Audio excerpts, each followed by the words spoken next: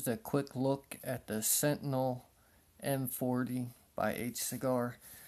I am going to try to keep this as quick as possible, and you'll see why. You get that. I mean, I don't think it's terrible. I don't think it's bad, terrible looking anyway. It's a little grooves, of course. I mean, I had the tube set up a little wrong, but it has silver plated brass contacts. The 510, the little lip on the inside, that is actually raised, so when you screw anything on, it will have a little gap there, and so you'll get your airflow. Now I took mine down so it's flush, so I won't get airflow. Has a recess switch. The switch is extremely stiff. It has the locking ring is not reverse threaded. It's not a very good one either. It's kind of flimsy. It rattles around. Sometimes it'll just, okay, it's doing it right now. It'll just spin freely, if you can see that. It's just,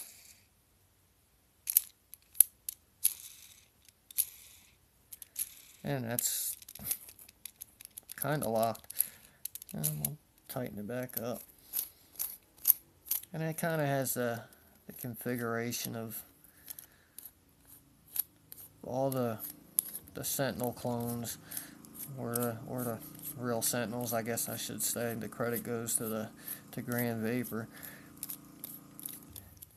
So you have your brass center tube, stainless steel tubes for top and bottom, the cap and everything stainless steel.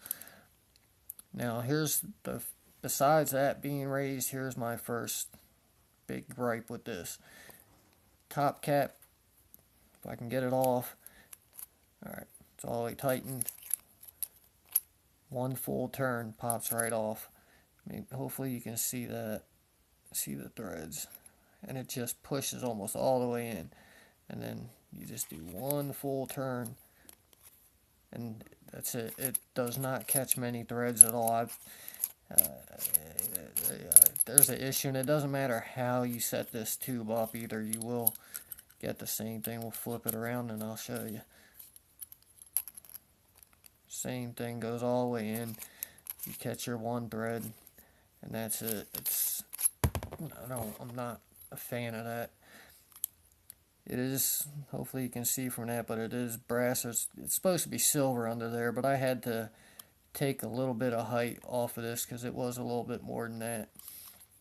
This pin is another one of those not really adjustable, but can be. It's kind of like press fit in, so it does not move, but if you pull it out and kind of work at it a little bit, or even kind of grind away at the inside, you can get it to be a floating pin, but it's not really floating right out the box, so that's one issue you have to deal with. The switch, these tubes also are extremely thin. Hopefully you can see that. The threading, I mean, all the threading feels good. It threads really nice and smooth on this tube. It's just not, however, I don't know how they have, maybe they put the threads too low, but it just does not catch enough threads. Switch is, oh, that locking ring again, it's going to drive me crazy. Switch is essentially the same way. You get your one turn, it pops off. I do not like this switch at all. It's uncomfortable because its recess is actually sticking out a whole lot further than it should be right now. And that is another issue I've had over time using it. It's been coming undone. The logo I do like. I do like the little logo that they have on the bottom. And as you see, it's recessed, but when you push it in, and this part, this edge, while it's not like really sharp, it's sharp. It's pointy enough to be uncomfortable after a little bit of use, especially if you're one of the people that pushes it like this, like I tend to do on occasion, just push it against my little knuckle here.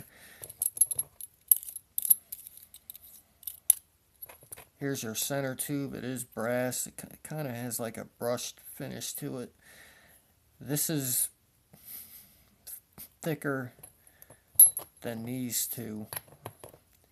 This is probably the high point of this mod right here, and that's not saying much at all. Now, it'll take an 18650 to an 18350. You can get a kick to work sort of with an 18350. It's just a pain to work all that out. And I'll show you why I had to remove some of that that bottom section off the 510. If I can find an 18650 real quick. Alright, here we go. Got an 18650. See, it's already, the cap won't even attempt to go in yet. And this is with a little bit taken off that pin, no addy on it. And you can already start seeing the threads poking through. Well, hopefully you can anyway. You see that on the bottom. And it's just barely holding on too, because it just goes into, hopefully you can see that it goes and it just pops in. I have had this fall apart on me before, especially without that little bit. It was just barely, like a quarter turn on a thread on both sides. This one's about to come off too. It's just barely there. The performance on it isn't all that bad. I believe I get 3.85, somewhere around there, under a 0.6 ohm load with a Sony 30 amp charged to 4.17. And it's a shame. I kind of like the looks of it. Let's see what it looks like with the fogger. Get the fogger, does go all the way down.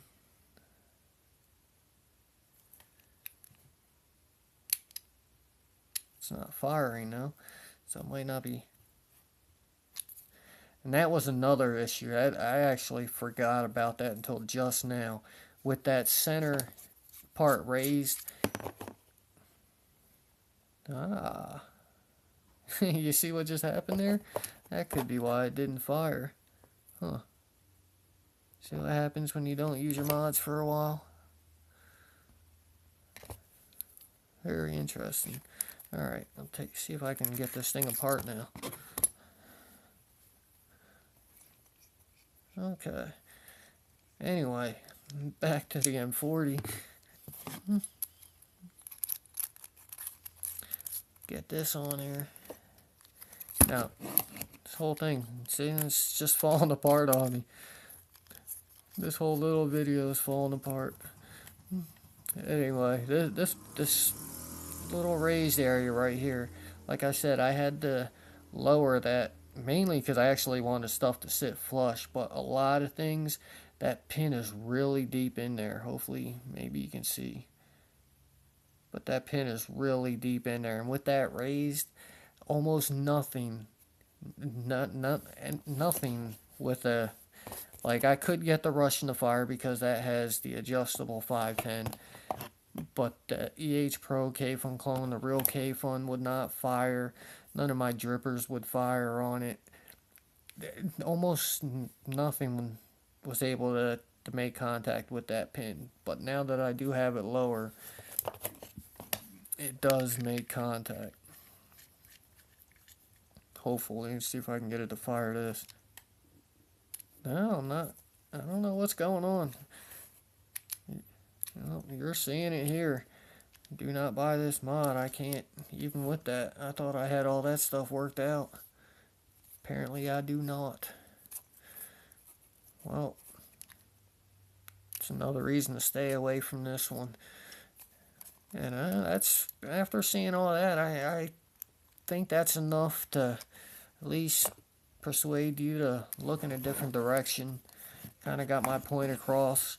And this is the trouble, those are the troubles I had after I thought I had everything sorted out and working right. And I just broke it out now because I actually seen it in a combo deal. And So, and it was worse than this when I first got it. So if it's this bad now, just imagine what it would be fresh out the box with the pin longer, so you can't even fit the 18650 in there. The 510 raised, so the problem I'm having with stuff making contact is even worse because it's further away. The stiff button, there's not one high point to this mod. This was, in my opinion, a disaster. And after they made the the stainless private V2 clone and the M16 clone, why would they put such a poor quality product out that's actually supposed to be sort of their original design, like their take, instead of a complete copy, their take on the Sentinel mods. And I was excited about this one because it wasn't a clone, it was something from Hcigar. Maybe it was inspired by the Grand Vapor mods, but this would have at least been uniquely theirs and wouldn't have to even bother with all the clone thing. I like the button. The idea of the magnetic switch was nice until I bought it and found out it does not have one. That's about all I can say. I hope you found this helpful. Thank you for watching.